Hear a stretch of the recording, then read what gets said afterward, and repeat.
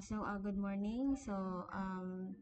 Today the topic na next for the determination of the reactions is the analysis of statically determinate traces, no? Traces. So we'll discuss the analysis of statically determinate traces. So we'll discuss the common types of traces, classification of coplanar traces, the method of joints, no, this is one of the method for solving for analyzing traces. Of course, we'll also determine what are those zero force members, the method of section. So these are the common methods, no, to analyze traces. We'll also discuss what are those compound traces, complex traces, and space traces. So first is we've already discussed this, on the introductory part, but again, no, a truss is a structure composed of slender members joined together at their endpoints. The members commonly used in construction consist of example of the materials used. We have the wooden struts, metal bars, angles, and channels. So these are the common materials used for the trusses. So for the plain truss, so meaning this is just two-dimensional, no? So like this, so all members and applied loads lie in a single plane. Now meaning if we are like facing the screen, so it's just the y-axis, x and y axis, no? So meaning in a single plane, or this is actually two dimensional, commonly used for supporting decks, bridges, and roofs of buildings. No, the purpose of the trusses are to support decks of bridges and roof of buildings. The figure below shows a typical framing system for a roof supported by plain trusses. So the most common use of trusses are for roof like this, no, and for bridges. So these are the example of the trusses for bridges. If you happen to travel, no, in the Philippines, you can see truss bridge, no, truss bridges that have trusses, no, both sides to support the vertical loads, no, the vehicle weight and the um, people nga ni pass sa bridge. For the common types of trusses, of course, we have the roof trusses, no, the most common use of truss. So we have here the parts, no. So this is the trusses, this one. We have here the top chord, the bottom chord of the truss, and then nakapatong anang sa truss is the purlins, no. Purlins. So, made of, ang purlins, pwede ka si channel, made of steel, or pwede pwede ka wood, no? Kung imong truss is made of wood na daan, so pwede kang wood na lang pwede ang imuhang purlins. Then, after ang purlins, diha na mo patong ang roof, no? And we have the knee brace. Okay. So the direction of the forces is actually in the same direction with the members, no? As you can see here, the direction of the forces, no? This one. The same direction of the member of the truss. So we have here another example of the trusses, no? Of different design. We have the how truss, prat truss. So depende siya sa purpose pod, no. Of course, they have the same purpose, no, to support a structure, but depende gyapon na sa analysis if unsa nga design ang pinaka maayo, no, in terms of the strength and serviceability.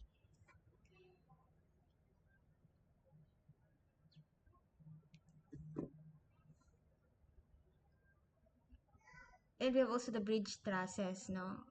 So like this, no? This is a kind of bridge truss.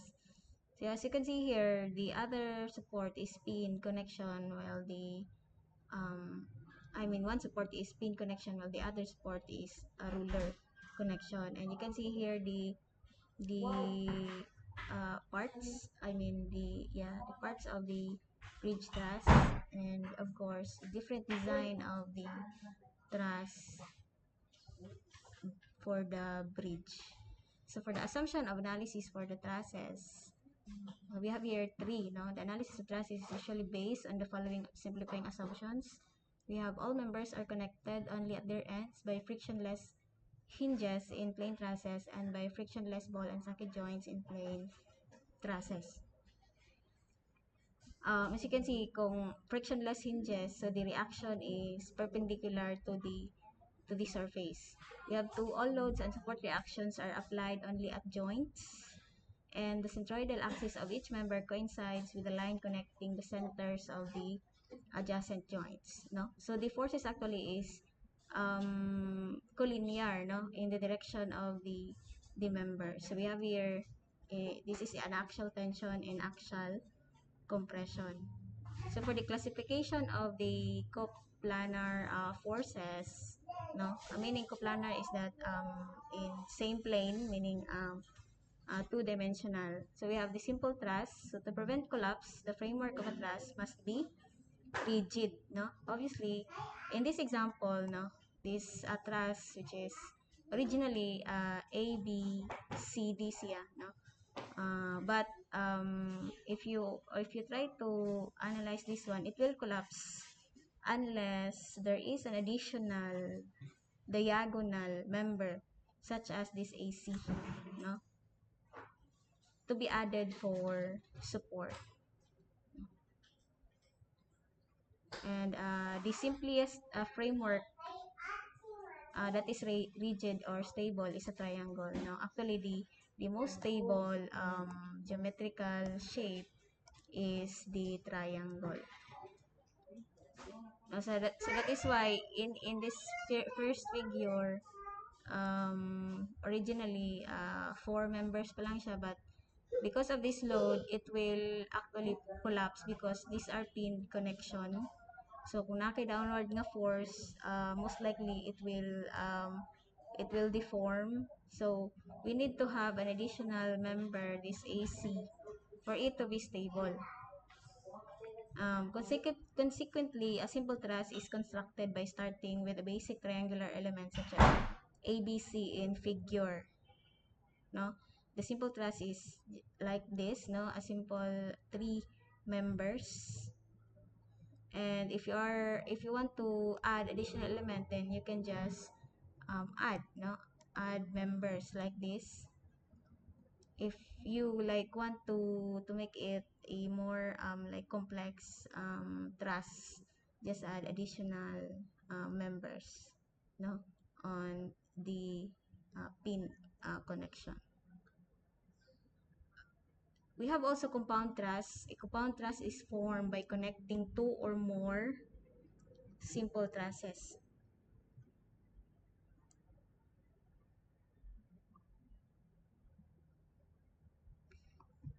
together.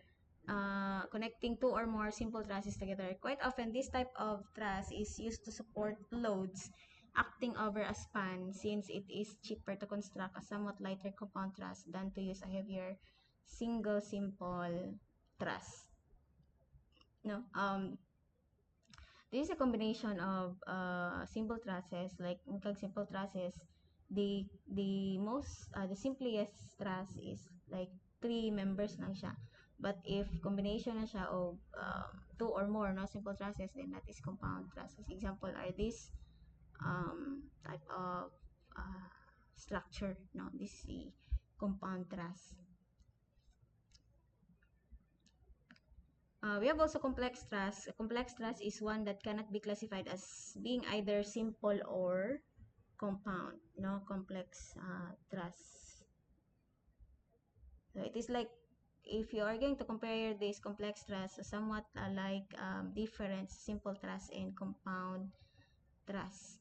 So in the beam, no, we already determined the degree or the type of structure, if it is statically determinate structure or indeterminate, diba? And we also determine the degree of indeterminacy sa beam, no?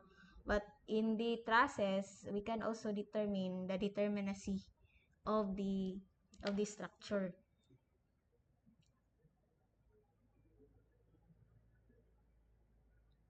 So to be statically determinate, the forces in all of the members as well as the external reactions can be determined by using equilibrium of equation. So we have this formula, no? If B plus R is equal to 2J, then the truss is statically determinate. If B plus R is greater than 2J, then statically indeterminate. So the degree of indeterminacy, no, is uh, is specified by the difference, no, by the difference in the numbers of this. So kung pilay sobra, no, then that is statically indeterminate to the specific degree, no. So if B plus R, no, is less than 2J, a truss will be unstable. That is, it will collapse since there will be insufficient number of bars or reactions to constrain, no, all the joints. So basically, actually, kaning first term nimo, this is the number of bars or reaction. This B here represents the member or the number of bars, while R represents the reactions, while J is the joints, number of joints in the truss, no? So if this is B plus R, no, on the left side is less than 2J, then the structure is unstable because there will be an insufficient number of bars or reactions to constrain all the joints. Also, a truss can be unstable if it is statically determinate or statically indeterminate. In this case, the stability will have to be determined either by inspection or by force analysis. No, the same with the beam. No, we have also another if unstable here, externally unstable if like this, no, um like this we have externally unstable if all its reactions are concurrent or parallel. Example is this type of truss. So you can see here na siya reactions. Of course, this is spin, so na kay x and vertical component, and we have here a ruler, but the um so ito gani the surface is vertical, no. So basically the reaction here is perpendicular to the surface.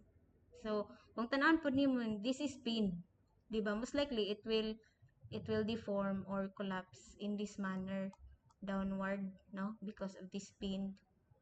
um its reactions are concurrent, no.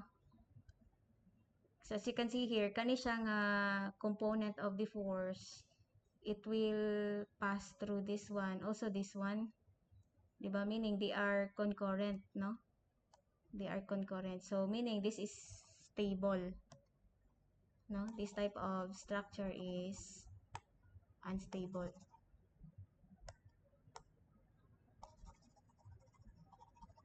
Anyway, for the second figure, this the reactions are parallel, no, parallel po yung reaction. So we have here, these are ruler, we have here ruler and ruler, meaning it will dag kung yan na siya reactions, no, perpendicular to the surface, but it will ang tendency ani is that move na siya padong dito or padong dito, because of the ruler. So meaning unstable gyud ang imuhang structure kay walay maka-restraint no sa iyahang movement kay because ruler siya tanan no. So therefore no we have here in summary, if b plus r is less than 2j then unstable. If b plus r is greater than or equal to 2j, unstable. Gihapon siya if thrust support reactions are concurrent or parallel, or if some of the components of the truss form a collapsible mechanism. So through inspection, no, through engineering judgment, no, it will form a collapsible mechanism.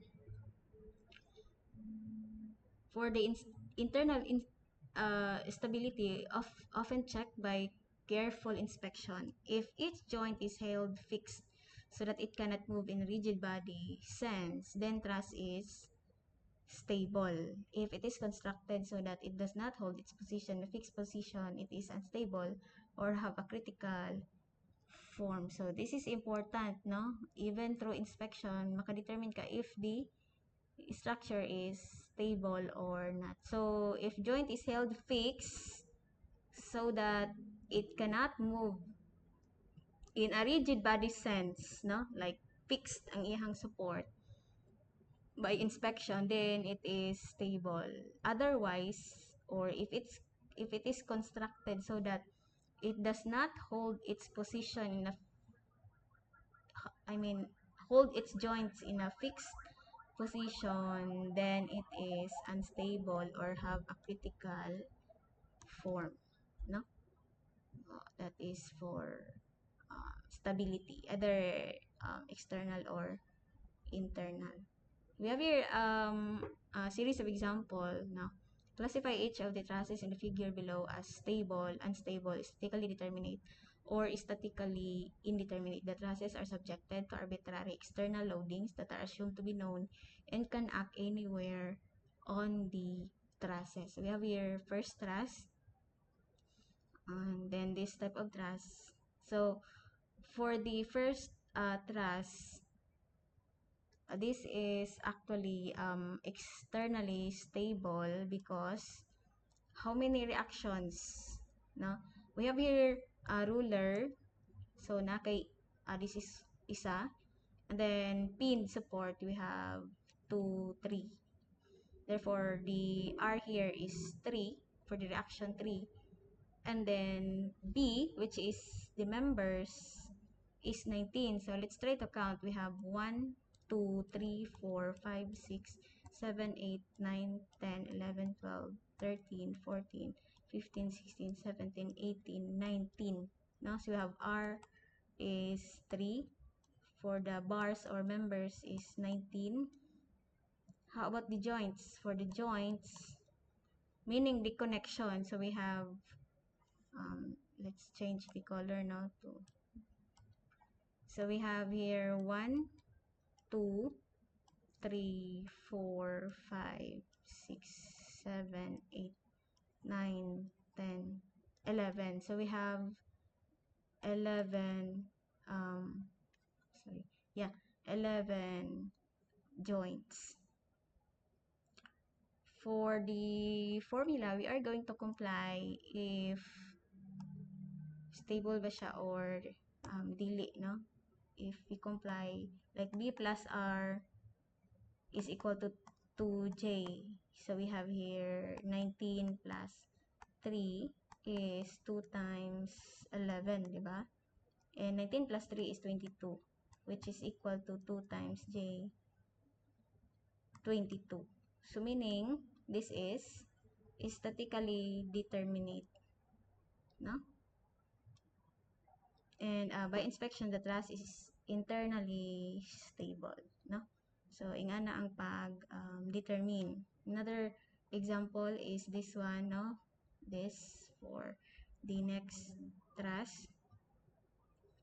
We have R. R is both pinned support, no, or hinge. So we we have 4 support. B is, we have 1, 2, 3, 4. So kani siya wala kay joint diri, di ba? So meaning it can be considered as only one, no? Kani siya. So isa lang ni og kani also because wala man kay joint diri. So we have 1, 2, 3, 4, 5, 6, 7, 8, 9, 10, 11, 12, 13, 14, 14, 15. So we have 15. J is for the joint we have 1, 2, 3, 4, 5, 6, 7, 8, 9. We have 9. So in here, using the formula to determine B plus R is equal to 2J. Diba? So we have 15 plus 4 is 2 times 9. But 15 plus 4 is 19, which is greater than 18. Meaning this is, there is a difference of 1. Yeah, there's a difference of 1. Meaning this is, the truss is statically indeterminate to the first degree, no? And by inspection, the truss is internally stable. Actually, this one, no, this is the answer. Statically indeterminate to the first degree. Okay, yeah, we have also this one. You can try to solve it or study by yourself. Now, this is the same with the first two examples that we did. So this time, we'll solve now, or we will analyze the statically determinate trusses by method of joints, no? In all cases, the joint analysis should start at joint, no?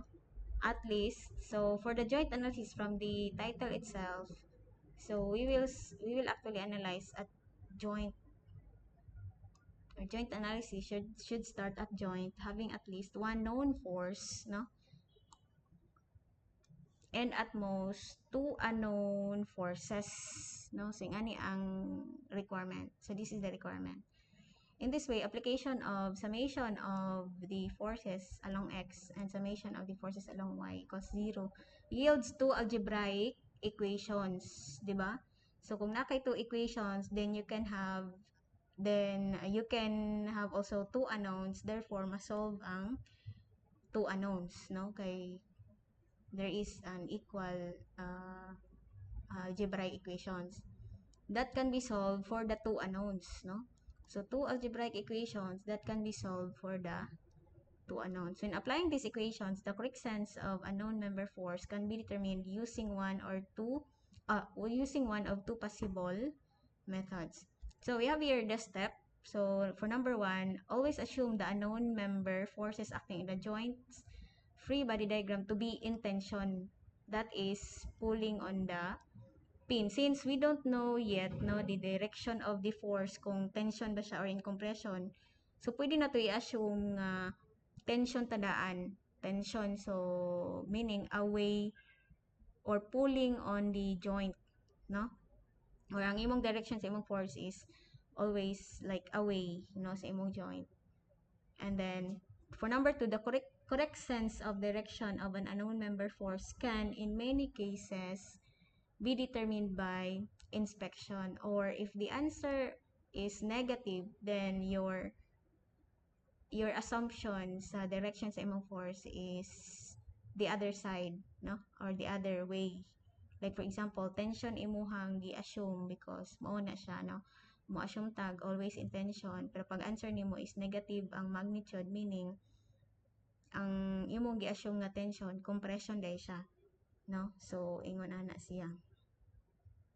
Pero we can also like determine the correct sense of direction by inspection. Just like this example, as you can see here in joint B, kani siya. If we are trying to analyze joint B, so naman kay direction of force, no, to the right, which is 500 Newton. So to resist this 500 Newton to the right direction, dapat ang direction sa imong BC should be in compression because no, kung ato ni siyang i-extract no, this joint B, i-extract na to. So this will become this figure. So ang imong FBC should be in compression because naa ni siya component nga in this direction to resist this direction nga 500 Newton, no? And naa ni siya component nga to the left ng imong x-axis sa imong FBC and upward na siya component nga upward the y component of force so that ang imuhang member or force nimo at member BA should be in tension para i-resist ni niyang upward nga force component sa imong FBC, no? I hope na gets na to, no, how will we determine direction of forces by inspection.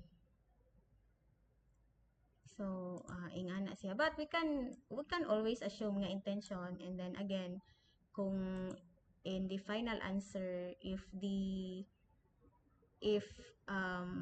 sign is negative, then your assumption of the direction is wrong, no? So like kung tension imong gi-assume, kung negative ang answer, therefore compression dai siya, no? So ingana siya. So let's have this example. So to determine the member forces of FBC, so we are after actually, so we are to determine the member forces of FBA, FBC, and FAC. How much? Pila ni siya, no?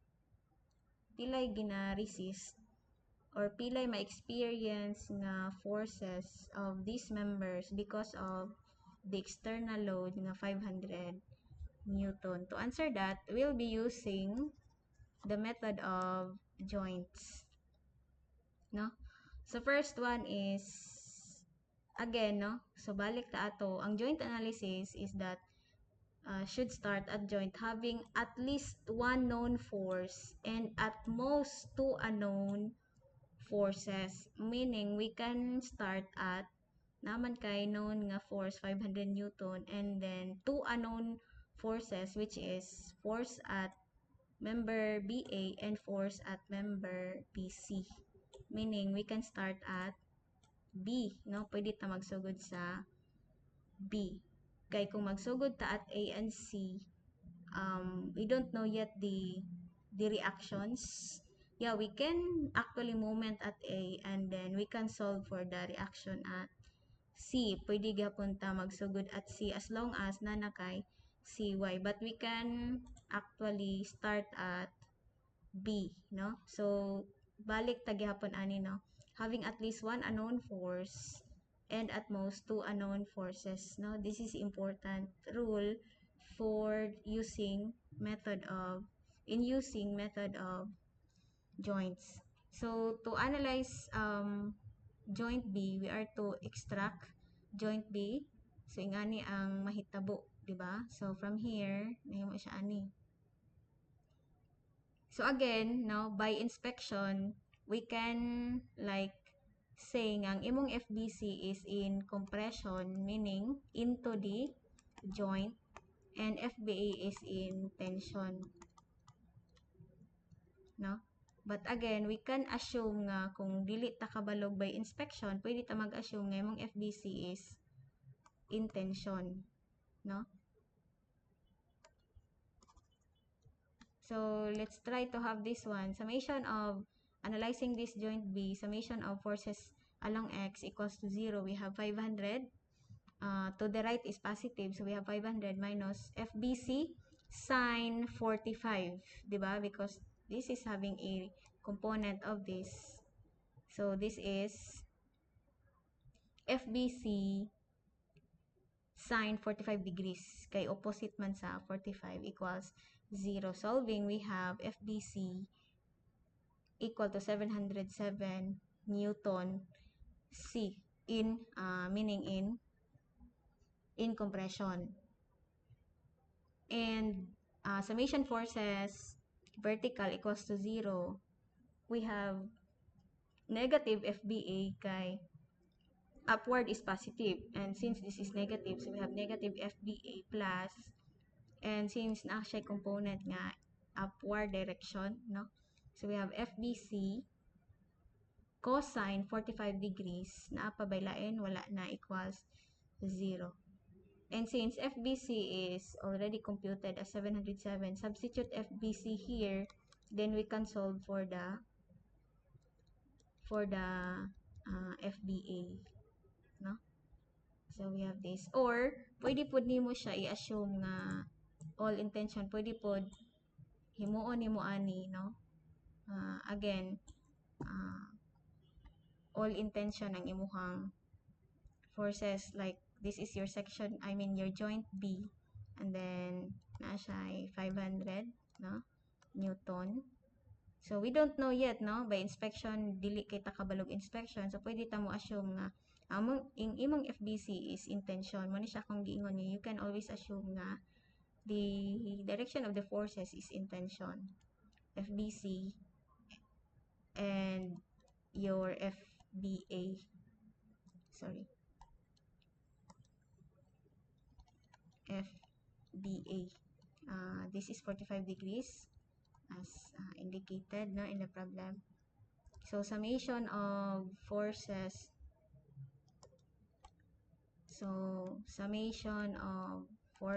along x equals to 0, positive to the right. We have 500 plus FBC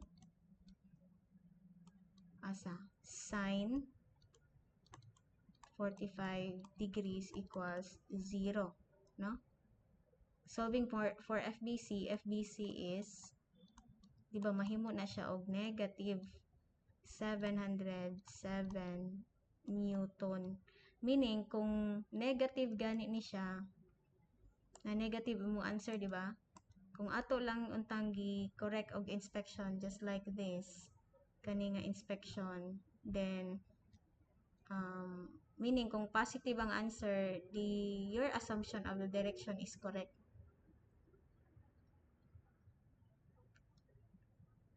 While kung negative, which is natay negative nga answer, meaning instead of tension, therefore this should be in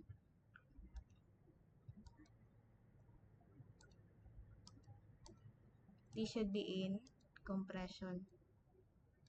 This should be in compression, not tension, no? Okay? Again, as I've said earlier, na kung negative ang imong answer, your assumption of direction is wrong.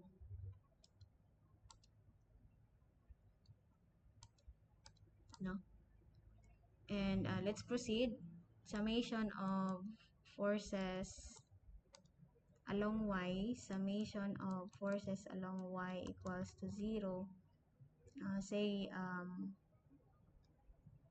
upward is positive, we have minus FBA.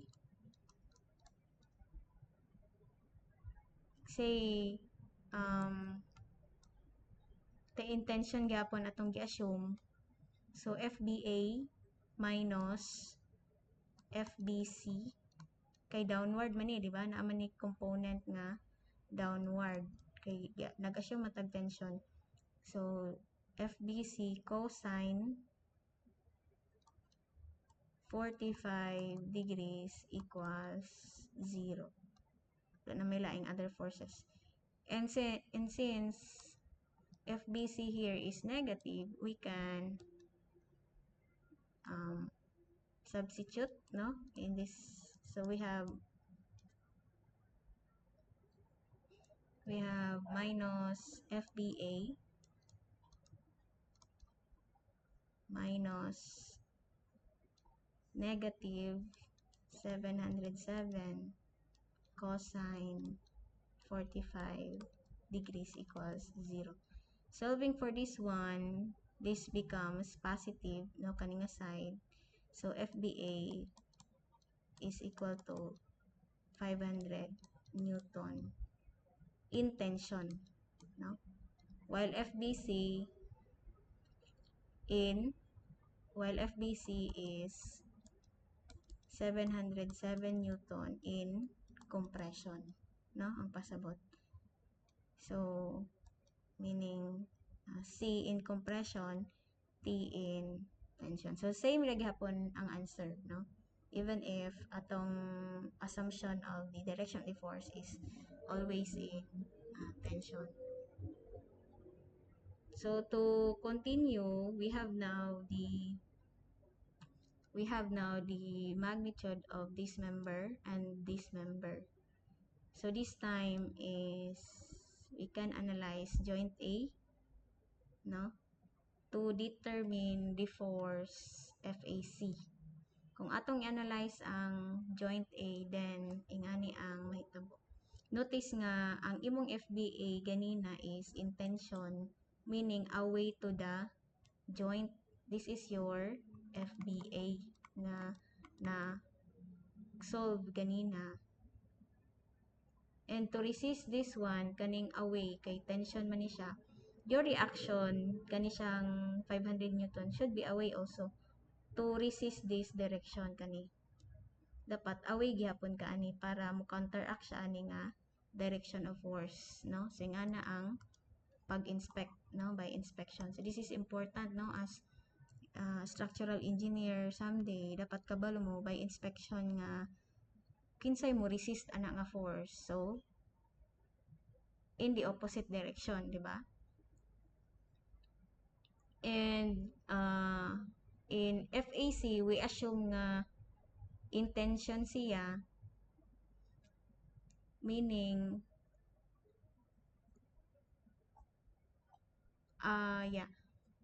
the reactions here is already given, no? So away ang imong AX, meaning to resist this direction of force, this is your AX component. To resist this direction of force, dapat ang imong FAC should be away. Summation of forces along X equals to 0, then we can solve for FAC. Summation of forces along X equals to 0, positive to the right, we have 500, no, this one.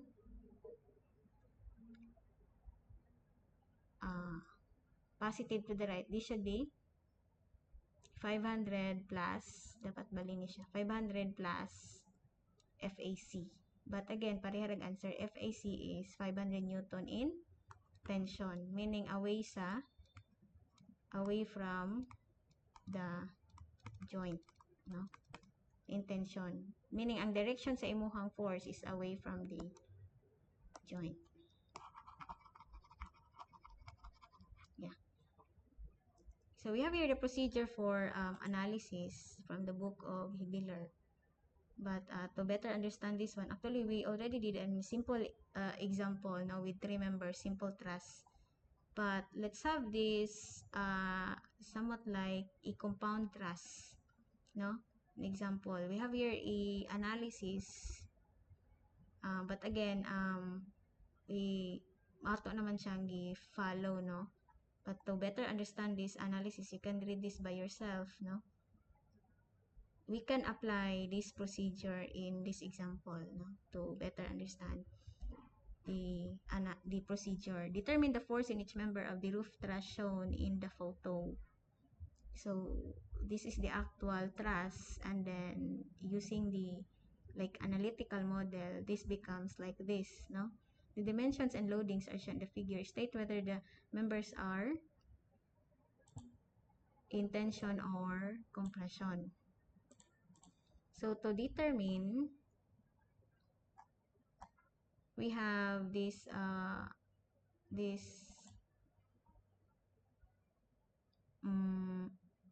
truss, no?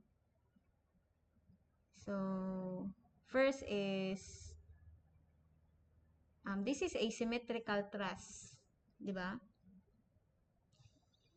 So first is we can get for the reactions by kay symmetrical man siya, pwede i-analyze nato is kanilang half nga joint. kani, I mean half sa thrust, no? Half lang sa thrust atong analyze kay because kung tan-aw ninyo, try to inspect carefully, nakay 3 kilonewton sa side, nakay 3 kilonewton sa pika side. No, only 3 kilonewton, and then sa tunga is nakay 2 kilonewton. So if we can get these members kani siya, the magnitude and direction, I mean the magnitude and if this is tension or compression, kani, therefore kani siya nga members is pareha lang siya sa pikas, no? If makuha na to ni siya nga members, actually pareha lang ang magnitude sa pikas members, di ba? So we can actually analyze this half because of symmetry of the truss. So to determine this first, solve for the reactions, no? So originally wala ni siyang reaction jud, no, sa AX o BX, no? Say wala ni siya reaction.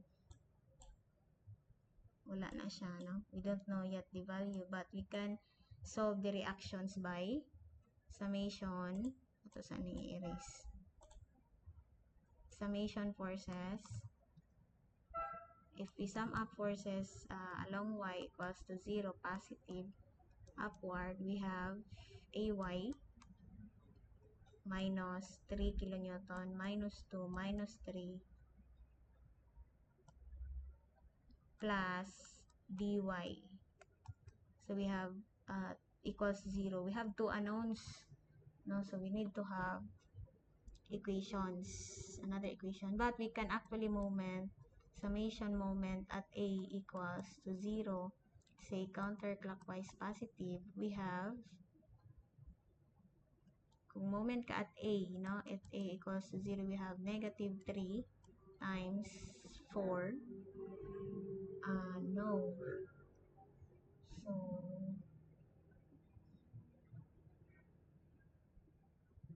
I think wala siya na exact og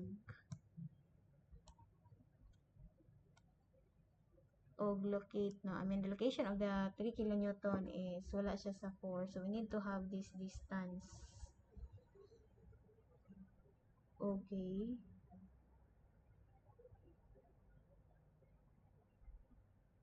So summation of forces,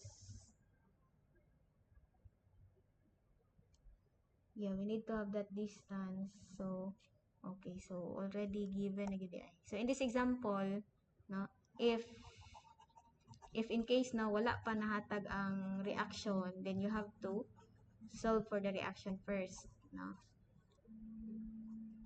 So in here, in this example, already given na siya. But we can actually solve gihapon using this distance, no? But again, wala siya naka-indicate.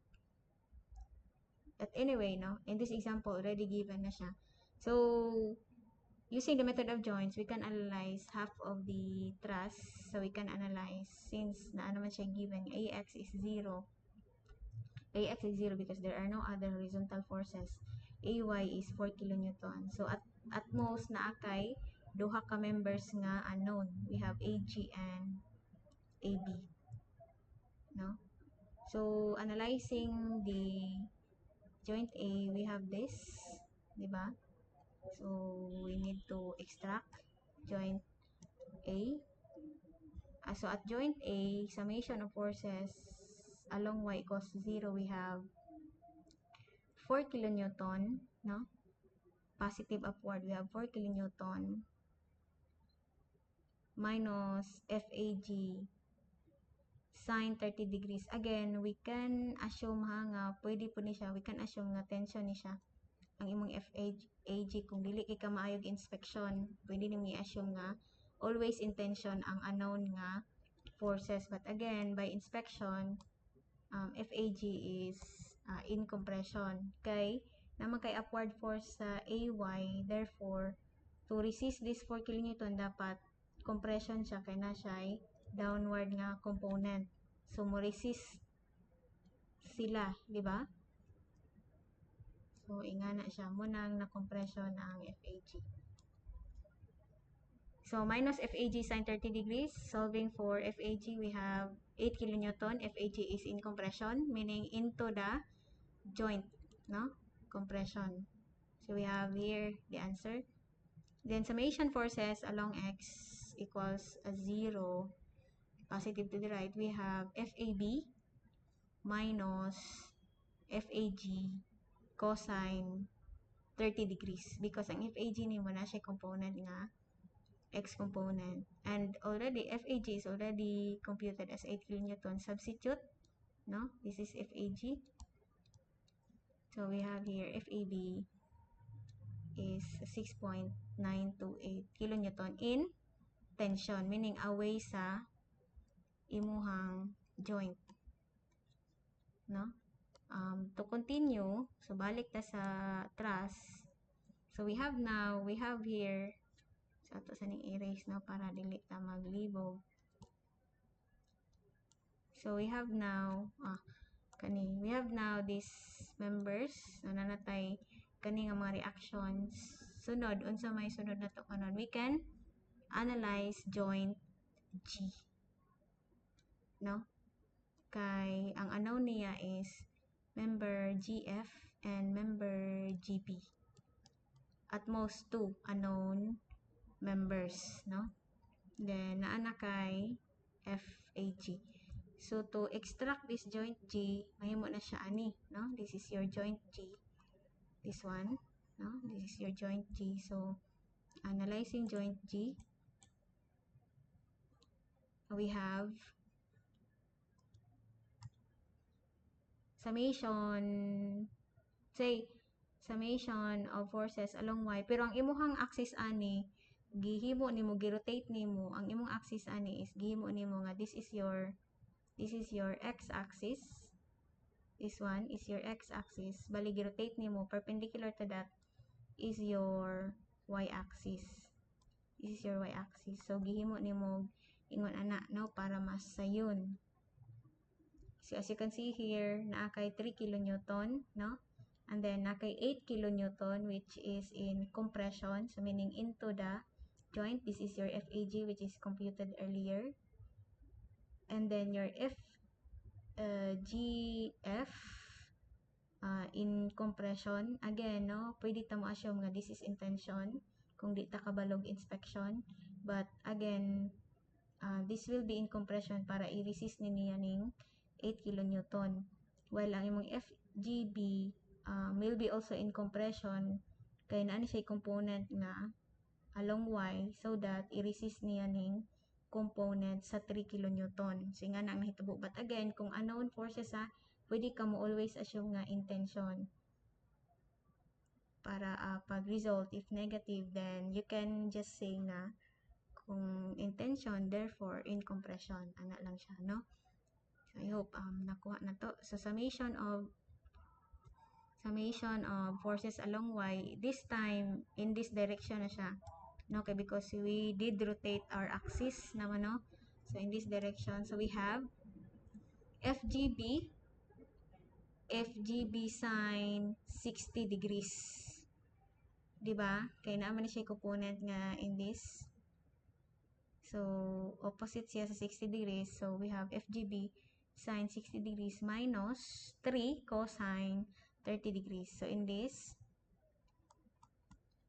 component, di ba, is equal to 0. So, wala naman kay other forces in this direction. So, FGB is solving this 3 kilonewton compression, no, in compression.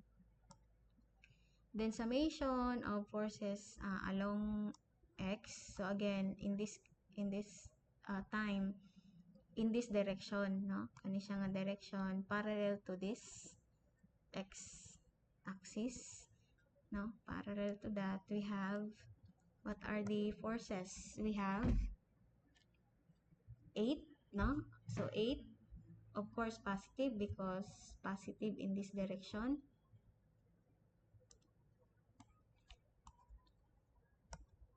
So, 8 minus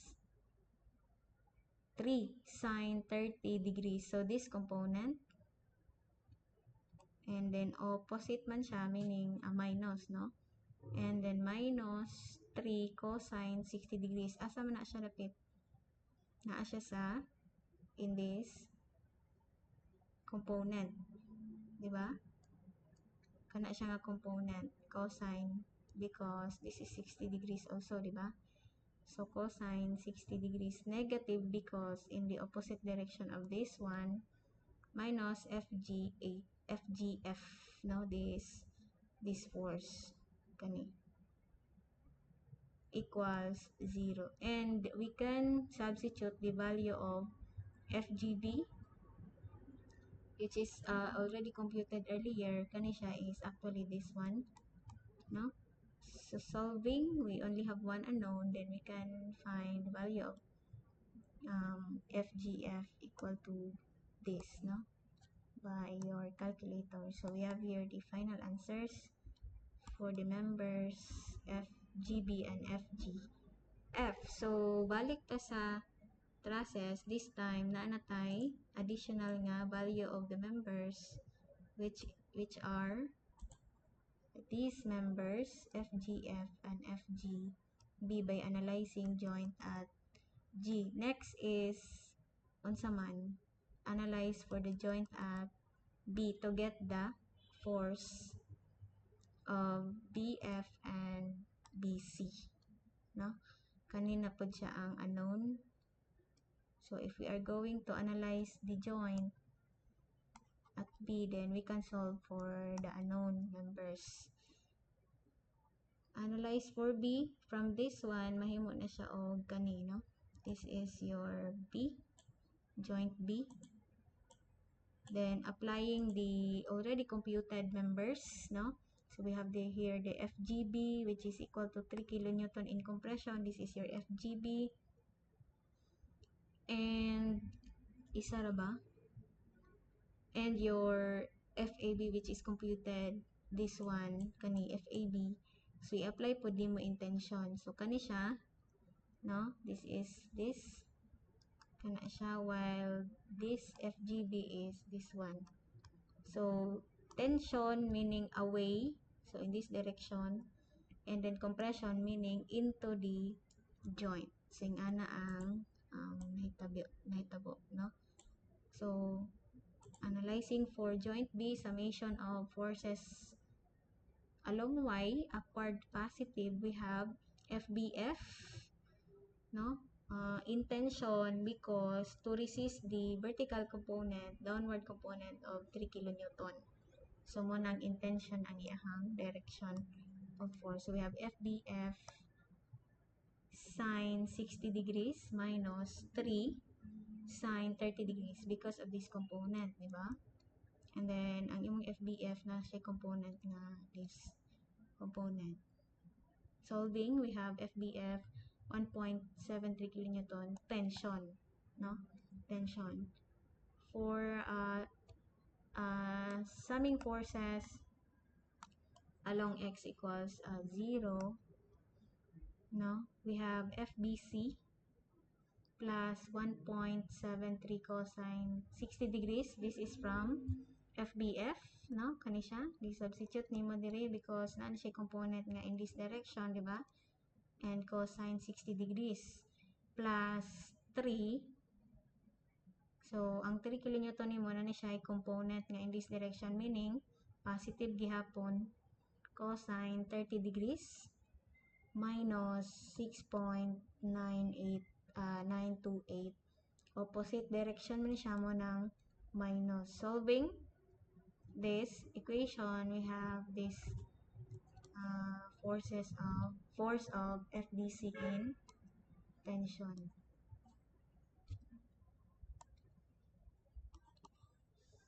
Kana, no? So these are the answers. So we already get this magnitude of this force and the direction kung compression or tension ba siya. So ang mahitabo, half raman atong analyze because this is symmetrical, meaning ang imong FBC, di ba? Kung tan-aw nimo, imong FBC is in tension, meaning intention, so naa siya in this direction. So morning sir. So naa siya direction pod nga at C ingani pod yung direction. Kay tension man siya away sa imuhang joint sing ana ang mahitabo with the same magnitude because again we only did analyze the half of the section because this is symmetrical. Your truss is symmetrical. For FBF we have intention also, no? So the FBF is intention meaning away sa imuhang joint. So ingana siya. This is also same sa kani because of symmetry. Kana, di ba? And sa imong FGF we have compression meaning we have this direction into the joint and this one. Also, kani siya nga component kani will have compression same magnitude again because of symmetry. For force FAG is in compression, so into the joint, same also in this force ED into the joint, no? And then lastly is the member AB which is in tension, so yung ana pa day isa no isa pa member, so away sa imuhang joint and same also in this away sa imuhang joint. For the member GB is in compression, so into the joint, and this one is into the joint. Also same with this, into the joint because of symmetry. So yung ana ang direction sa imong forces. Because of these loads, you have 2 kN external loads, 3 kN, 3 kN. So the members are to react, no? Are to react to resist these external loads nga gi-apply. And then the members are having a tension force and some of the members are in compression. So yung ana ang behavior sa imuhang truss, no? So I hope you did understand, no? In the kwan also in the using the the method of joints, no? Using the method of joints, we can actually start in joint D. Pwede po ta mag-una sa joint D because in this example, already given na ang reaction, but in case nga wala pa yung reaction, you need to solve first for the reaction by summation of moment, no? Or summation of forces, horizontal, vertical. So, pwede ka magsugod sa D and then you can analyze this half of the section lang. So, pwede ka magsugod sa D and then kanila ang imong i-analyze. Because of symmetry, then maparihara na siya ani nga sa left nga section, no? The same magnitude. So nga na ang but kung dili siya symmetrical, like for example, ang imuhang load diri is instead of 3 kN nahimo ni siya og 6 kN, meaning kung i-compare nimo sa other side dili na siya symmetrical, di ba? So yung ana ang pasabot sa symmetry pareha ang bikas o bigas. But di symmetrical man siya, so nga na ang scenario nga gibuhat ang half lang atong gi-analyze.